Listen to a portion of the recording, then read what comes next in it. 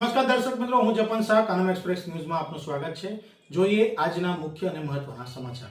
ધારી તાલુકાના ખીચા ગામે આવેલ દેવંગી આશ્રમ ખાતે અષાઢી બીજનો પાવન પર્વ ભક્તિભાવ અને ધાર્મિક માહોલ વચ્ચે ભવ્ય રીતે ઉજવવામાં આવ્યો। લઘુ મહંત પૂજ્ય માધવદાસ બાપુના સાનિધ્યમાં વિવિધ ધાર્મિક કાર્યક્રમો યોજાયા, જેમાં મોટી સંખ્યામાં ભાવિકોએ ઉપસ્થિત રહી આશીર્વાદ મેળવ્યા। અષાઢી બીજ નિમિત્તે આશ્રમમાં વિશેષ પૂજન અર્ચન, મહાઆરતી, ભજન કીર્તન અને પ્રસાદ વિતરણ જેવા કાર્યક્રમો યોજાયા હતા। સમગ્ર આશ્રમ પરિસર હરિભક્તોના જયઘોષથી ગુંજી ઉઠ્યું હતું। દૂર દૂરથી આવેલા ભાવિકોએ દર્શન કરી ધર્મ લાભ મેળવ્યો હતો।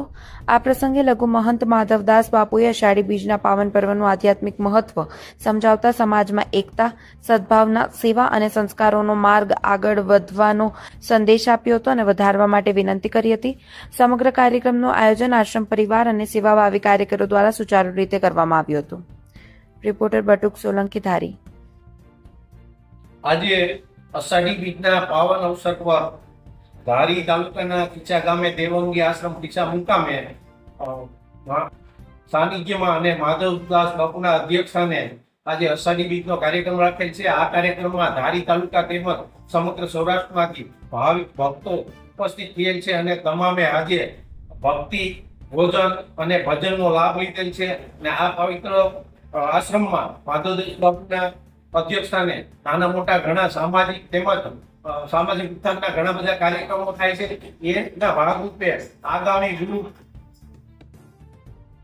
ગુરુ પૂર્ણિમાનું પણ આયોજન કરવાનું માધવ બાપુએ નક્કી કરેલ છે, જેથી આજે આગામી ગુરુ પૂર્ણિમાનું આયોજનના પ્રસંગનું કાર્યક્રમ કઈ રીતે ગોઠવવો એ બાબતે પણ ધારી તાલુકાના તમામ કાર્યકરો, સામાજિક કાર્યકરો ઉપસ્થિત થયેલ છે અને આ કાર્યક્રમ કરવાનું નક્કી કરવામાં આવે છે।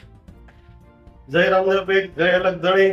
આજે ધારી તાલુકાના ખીસા ગામ મુકામે પરબ શાખાની અંતર્ગત આવતી આજે આપણે સંસ્થા છે રામદેવભાઈનો આશ્રમ ત્યાં અષાઢી બીજનો ઉત્સવ ભાવભેર ઉજવવાનો।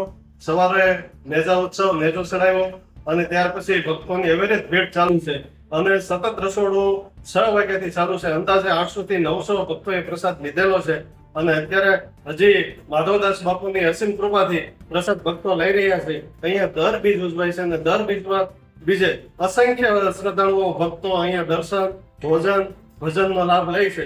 જય અલગ ધણી।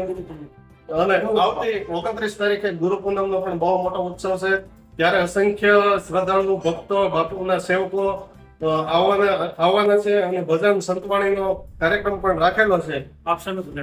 તમામ જાહેર જનતાને આ ગુરુ પૂનમનો લાભ લેવા માટે અમારા તરફથી ભાવભર્યું અને બાપુ તરફથી ભાવભર્યું આમંત્રણ છે।